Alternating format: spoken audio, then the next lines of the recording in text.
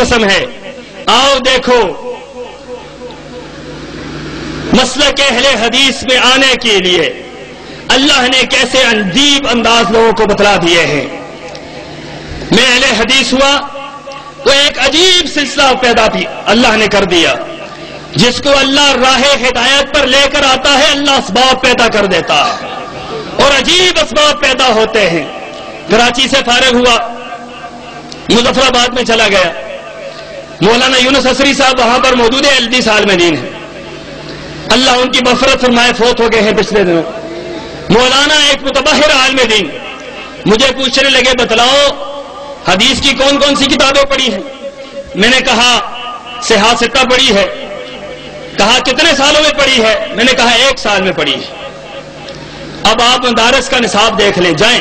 ये बात खुली है, इल्जाम नहीं है, किसी पे कोई इल्जाम नहीं है। ये बात आप देख सकते हैं मदारस के अंदर, हनफियों के मदारस में 8-7 साल तक, 8 साल के निसाब में 7 साल तक फिका को पढ़ाया जाता है, मंतक को पढ़ाया जाता है, फलसफे को पढ़ाया जाता है, इल्मुल उरूज शायरी को पढ़ाया जाता है, मुख्तलिफ दीगर चीजें पढ़ाई जाती हैं, कुरान की तफसीर पढ़ाई जाती है।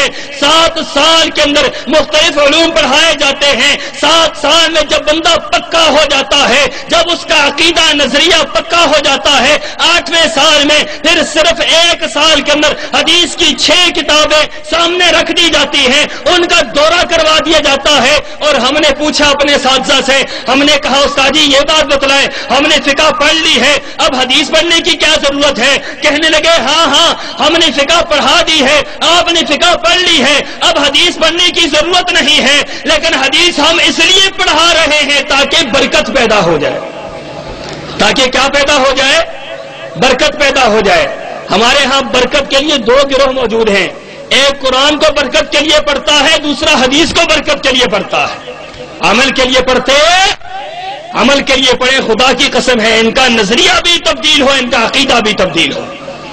अमल के लिए नहीं पढ़ते हैं, इसीलिए कुरान भी पढ़ेंगे, शिरक भी करेंगे, कुरान भी पढ़ेंगे, लाहौर अजी हजवेरी के दरबार पर जाकर सजदे भी करेंगे, कुरान भी पढ़ेंगे, अली हजवेरी के दरबार पर जाकर पेशानी भी रगड़ेंगे, कुरान भी पढ़ेंगे, दौले शाह के दरबार पर जाकर नजर न्याज भी देंगे, कुरान भी पढ़ेंगे, बड़ी इमाम के दरबार पर जाकर बड़ी बड़ी के नारे भी लगाएंगे, कुरान पढ़ेंगे, झूले लाल के दरबार पर जाकर वहां पर मुजरा भी डालेंगे, कुरान भी पढ़ेंगे, लाल शहबाज के दरबार पर जाकर वहां पर चादरें भी चढ़ाएंगे। इसलिए कि कुरान को बरकत के लिए पढ़ते हैं। जो कुरान को बरकत के लिए नहीं नजरिए और अकीदे के लिए पढ़ते हैं, जो हदीस को बरकत के लिए नहीं नजरिए और अकीदे के लिए पढ़ते हैं, रब्बे काबा की कसम है वो अहले हदीस हो जाते हैं।